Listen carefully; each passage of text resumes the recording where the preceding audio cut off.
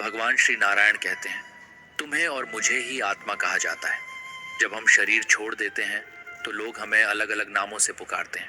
कोई भूत आत्मा कहता है तो कोई कहता है कि आत्मा स्वर्ग लोक चली गई। पर क्या सच में आत्मा कहीं जाती है या यह केवल हमारी कल्पना मात्र है? यह शरीर तुम्हारा नहीं, न ही तुम इस शरीर के हो। यह केवल 5 तत्वों से बना है: अग्नि, जल, वायु, पृथ्वी और आकाश। एक दिन यह शरीर इन्हीं तत्वों में विलीन हो जाएगा, पर आत्मा अजर अमर है। वेद, पुराण और गीता कहते हैं कि आत्मा कभी नहीं मरती। वह केवल एक शरीर से दूसरे शरीर की यात्रा करती है। पर यह यात्रा कैसी होती है? आत्मा नया शरीर कैसे धारण करती है? और सबसे बड़ा प्रश्न, क्या आत्मा अपने अगले जीवन का चुनाव खुद करती है या यह सब किसी अदृश्य शक्ति के हाथ में होता है? हिंदू धर्म के अनुसार मृत्यु के बाद आत्मा को 3 मार्गों में से एक पर भेजा जाता है। अर्च मार्ग, जो ब्रह्मलोक और देवलोक की ओर ले जाता है। धूम मार्ग, जो पितृलोक की यात्रा पर ले जाता है। उत्पत्ति विनाश मार्ग, जो नरक की ओर जाता है। परंतु यह कौन तय करता है कि आत्मा को कौन सा मार्ग मिलेगा? क्या यह हमारे कर्मों पर निर्भर करता है? आत्मा की यह रहस्यमयी यात्रा कितनी सच्ची है? आइए इसे गहराई से समझते हैं। नमस्कार प्यारे साथियों, स्वागत है आपका हमारे चैनल पवित्र मार्ग में। प्यारे साथियों, वेद, पुराण और गीता अनुसार आत्मा अजर अमर है। आत्मा एक शरीर धारण कर जन्म और मृत्यु के बीच नए जीवन का उपभोग करता है और शरीर के जीर्ण होने पर शरीर छोड़कर चली जाती है। आत्मा का यह जीवन चक्र तब तक चलता रहता है जब तक कि वह मुक्त नहीं हो जाती या उसे मोक्ष नहीं मिलता। प्रत्येक व्यक्ति, पशु पक्षी, जीव जंतु आदि सभी आत्मा है। खुद को यह समझना कि मैं शरीर नहीं आत्मा हूँ, यह आत्मज्ञान के मार्ग पर रखा गया पहला कदम है। श्री नारायण ने गीता में कहा है, आत्मा अजर अमर है, जो केवल शरीर बदलती है। आत्मा को मारा नहीं जा सकता। जिस प्रकार पुराने कपड़ों को उतारकर मनुष्य नए कपड़ों को धारण करता है, उसी तरह आत्मा भी एक समय अवधि के बाद एक नया शरीर धारण करती है। लेकिन नए शरीर को धारण करने का अर्थ हमें हमेशा इंसान के शरीर से नहीं है। आत्मा को नए शरीर को धारण करने का अर्थ हमेशा इंसान के शरीर से नहीं है। श्री विष्णु ने गीता में कहा है, आत्मा अजर अमर है, जो केवल शरीर बदलती है। जीवन के बाद आत्मा खुद शरीर नहीं चुन सकती, बल्कि नियति उसे किसी भी जीव के शरीर में प्रवेश करने का आदेश देती है। आत्मा का खुद को मिलने वाले नए शरीर पर बेशक वश ना चलता हो, लेकिन किसी इंसान की मौत हो जाने पर उसकी आत्मा कितने दिनों में दूसरा शरीर ग्रहण करेगी, यह सब बातें हिंदू धर्म के कई वेद और पुराणों में वर्णित की गई हैं। प्रिय मित्रों, किसी व्यक्ति की मौत होने पर आमतौर पर आत्मा तत्काल ही दूसरा शरीर धारण कर लेती है, लेकिन मनुष्य रूप में जीवन में किए गए विभिन्न कार्यों के आधार पर कभी कभी आत्मा को दूसरा शरीर लेने के लिए लंबी यात्रा करनी पड़ती है, जिनमें कुछ आत्माएं 3 दिनों के भीतर दूसरा शरीर धारण करती हैं। इसलिए कई लोगों द्वारा इस मान्यता को मानते हुए तीजा किया जाता है। कुछ आत्माएं 10 दिनों या 13 दिनों में दूसरा शरीर धारण करती हैं, इसलिए 10वां और तेहरवीं मनाई जाती है। वहीं कुछ इंसान ऐसे भी होते हैं जिनकी मृत्यु दर्दनाक समय से पूर्व या किसी इच्छा के अधूरे रह जाने के कारण से उनकी आत्माएं दूसरे शरीर में ना जाने का हठ करने लगती हैं। इसलिए उन्हें दूसरा शरीर प्राप्त करने के लिए 37 या 40 दिन लगते हैं। वहीं अधिकतर लोग अपने किसी प्रियजन की मौत के 1 साल बाद उनकी बरसी भी करते हैं। इसका अर्थ यह होता है कि अगर किसी कारणवश उनकी आत्मा प्रेत योनि में चली गई हो तो उनकी आत्मा को उसी योनि में शांति मिले और वापस से उनकी आत्मा को यह कष्ट न उठाना पड़े। आत्मा एक रहस्य है। मनुष्य जब से इस पृथ्वी पर आया है, उसकी उत्सुकता इस बात में रही है कि वह उस मूल तत्व को जान सके जिसे आत्मा कहते हैं। श्री विष्णु ने आत्मा का विस्तार से वर्णन किया है और बताया है कि प्रत्येक मनुष्य के शरीर में आत्मा रूप में मैं विराजमान रहता हूँ। आत्मा ही जीवन है, आत्मा ही मूल सत्य है, आत्मा ही ज्ञानी है, आत्मा अजर है, अमर है। ये न तो पानी से गलता है, अग्नि से जला नहीं सकती है और हवा इसे सुखा नहीं सकता, ना कोई इसे नष्ट कर सकता है, यानी यह अजर अमर है। आप कहेंगे कि लोग तो 50-55 साल में ही मृत्यु को प्राप्त हो जाते हैं। आपका कहना भी सही है, लेकिन ऐसा नहीं है कि आत्मा को उस शरीर से निकलने के बाद तुरंत शरीर मिल जाएगा। उसे अपने 1000 वर्ष तक के समय चक्र को पूरा करना होता है, तभी जाकर उसे नया शरीर प्राप्त होता है। अगर आकस्मिक कारणों से शरीर त्याग करना पड़ता है और कर्मों का फल व्यक्ति को नहीं मिल पाता है, तब बार बार जन्म लेकर सुख और दहक को भोगता हुआ 1000 वर्ष का क्रम पूरा करना पड़ता है। व्यक्ति के रहन सहन, खान पान, योग ध्यान के अनुसार आत्मा शरीर में कितने दिन ठहरेगा, ये तय होता है। शास्त्रों और पुराणों में कई ऐसे उदाहरण मिलते हैं जिसमें योग और ध्यान के बल पर मनुष्य ने आत्मा की पूरी उम्र यानी 1000 वर्ष तक पृथ्वी का सुख प्राप्त किया है। भगवान राम, पांचों पांडव, भगवान श्री कृष्ण, ऐसे ही कुछ उदाहरण हैं जिन्हें दीर्घ काल तक पृथ्वी का सुख प्राप्त किया और दुख भी मिले। सब भोग कर शरीर त्यागने के बाद बुढ़ापे को पीछे छोड़कर फिर से युवा बन गए थे। पुराणों में आत्मा के 3 स्वरूप माने गए हैं, जीवात्मा, प्रेतात्मा और सूक्ष्म आत्मा। जो भौतिक शरीर में वास करती है उसे जीवात्मा कहते हैं। जब इस जीवात्मा का वासना और कामना मय शरीर में निवास होता है तब उसे प्रेतात्मा कहते हैं। यह आत्मा जब सूक्ष्मतम शरीर में प्रवेश करता है उसे सूक्ष्म आत्मा कहते हैं। 84 लाख योनि पशु, योनि पक्षी, योनि मनुष्य योनि में जीवन यापन करने वाली आत्माएं मरने के बाद अदृश्य भूत प्रेत योनि में चली जाती हैं। आत्मा के प्रत्येक जन्म द्वारा प्राप्त जीव रूप को योनि कहते।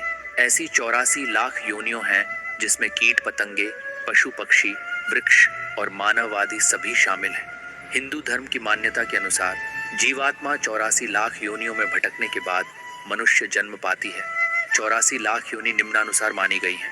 पेड़ पौधे, 30 लाख कीड़े, 27 लाख पक्षी, 14 लाख पानी के जीव जंतु, 9 लाख देवता, मनुष्य, पशु, 4 लाख कुल, योनि 84 लाख शरीर साधारण वृद्धावस्था में जीर्ण होने पर नष्ट होता है।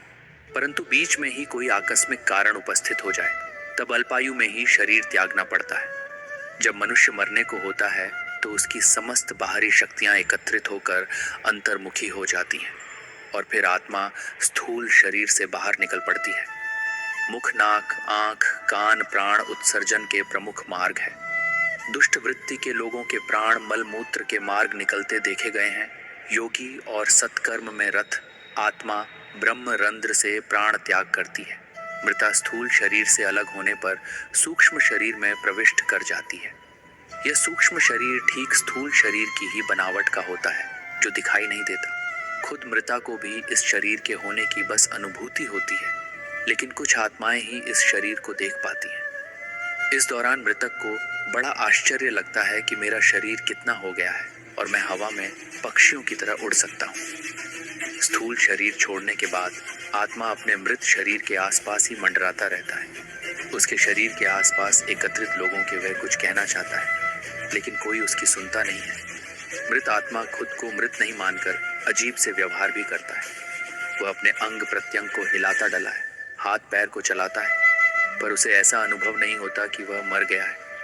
उसे लगता है कि शायद ये सपना चल रहा है, लेकिन उसका भ्रम मिट जाता है। तब वह वापस मृत शरीर में घुसने का प्रयास करता है, लेकिन वह उसमें सफल नहीं हो पाता। जब तक मृत शरीर की अंत्येष्टि क्रिया होती है तब तक जीव बार बार उसके शरीर के पास मंडराता रहता है। जला देने पर वह उसी समय निराश होकर दूसरी ओर मन को लगाने लग जाता है, किंतु गाड़ देने पर वह उस शरीर का मोह नहीं छोड़ पाता और बहुत दिनों तक उसके इधर उधर फिरता करता है। अधिक माया मोह के बंधन में अधिक दृढ़ता से बंधे हुए मृतक लगभग स्मशान में बहुत दिनों तक चक्कर काटते रहते हैं। शरीर की ममता बार बार उधर खींचती है और वे अपने को संभालने में असमर्थ होने के कारण उसी के आसपास रुदन करते रहते हैं। कई ऐसे होते हैं जो शरीर की अपेक्षा प्रियजनों से अधिक मोह करते हैं। वे मरघट के स्थान पर प्रिय व्यक्तियों के निकट रहने का प्रयत्न करते हैं। अब यह है कि सब बातों में कितनी सच्चाई है तो हमें नहीं पता, लेकिन पुराणों में यह सब लिखा हुआ है। पुराणों के अनुसार जब भी कोई मनुष्य मरता है या आत्मा शरीर को त्याग कर यात्रा प्रारंभ करती है तो इस दौरान उसे 3 प्रकार के मार्ग मिलते हैं। उस आत्मा को किस मार्ग पर चलाया जाएगा ये केवल उसके कर्मों पर निर्भर करता है। ये 3 मार्ग हैं, अर्च मार्ग, धूम मार्ग और उत्पत्ति विनाश मार्ग। अर्च मार्ग ब्रह्मलोक और देवलोक की यात्रा के लिए होता है, वहीं धूम मार्ग पितृलोक की यात्रा पर ले जाता है। और उत्पत्ति विनाश मार्ग नर्क की यात्रा के लिए है। हालांकि सभी मार्ग से गई आत्माओं को कुछ काल भिन्न भिन्न लोक में रहने के बाद पूर्ण मृत्यु लोक में आना पड़ता है। अधिकतर आत्माओं को यही जन्म लेना और यहीं मरकर वापस जन्म लेना होता है। यजुर्वेद में कहा गया है कि शरीर छोड़ने के पश्चात जिन्होंने तब ध्यान किया है वे ब्रह्मलोक चले जाते हैं, अर्थात ब्रह्मलीन हो जाते हैं। कुछ सतक करने वाले भक्त जन स्वर्ग चले जाते हैं, स्वर्ग अर्थात वे देव बन जाते हैं। राक्षसी कर्म करने वाले कुछ प्रेत योनि में अनंत काल तक भटकते रहते हैं और कुछ वापस धरती पर जन्म ले लेते हैं। जन्म लेने वालों में भी जरूरी नहीं कि वे मनुष्य योनि में ही जन्म ले। इससे पूर्व यह सभी पितृलोक में रहते हैं, वहीं उनका न्याय होता है। सामान्य जनों ने इसी अनुसार गति करते हैं। जैसे बचपन से यह धारणा मजबूत है कि मरने के बाद कोई यमदूत लेने आएंगे तो उसे सच में ही यमदूत नजर आते हैं। लेकिन जिनको यह विश्वास दिलाया गया है कि मरने के बाद व्यक्ति गहरी नींद में चला जाता है, तो ऐसे लोग सच में ही नींद में चले जाते हैं। शास्त्र अनुसार हमारे शरीर में स्थित है 7 प्रकार के चक्र।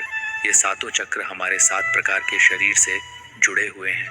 7 शरीर में से प्रमुख है 3 शरीर, भौतिक, सूक्ष्म और कारण भौतिक शरीर लाल रक्त से सना है, जिसमें लाल रंग की अधिकता है। सूक्ष्म शरीर सूर्य के पीले प्रकाश की तरह है और कारण शरीर नीला रंग लिए हुए हैं। कुछ ज्ञानी जन मानते हैं कि नीला रंग आज्ञा चक्र का एवं आत्मा का रंग है। नीले रंग के प्रकाश के रूप में आत्मा ही दिखाई पड़ी रहती है और पीले रंग का प्रकाश आत्मा की उपस्थिति को सूचित करता है।